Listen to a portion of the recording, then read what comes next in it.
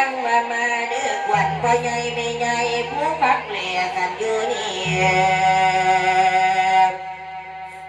ว่ามาวัดใดยาได้สวยดอกกัวข้ามาวัดนายาได้สวยดอกกัวเขา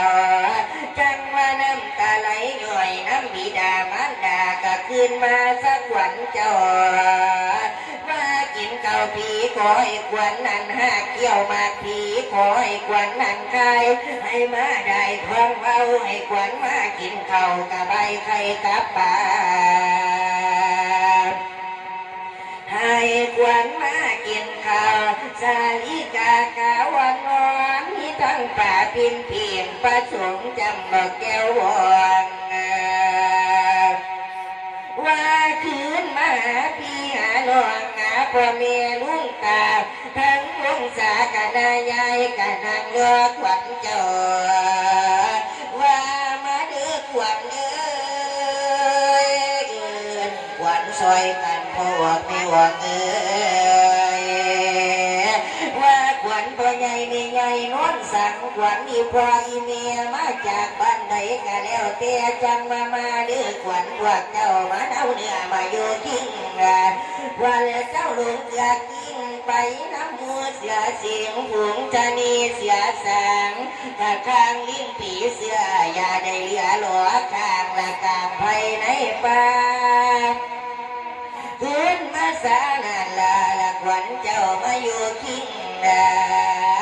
ว่ามาเด้อขวัญเอ้ยว่าจังว่ามาเดือขวัญพวกเจ้า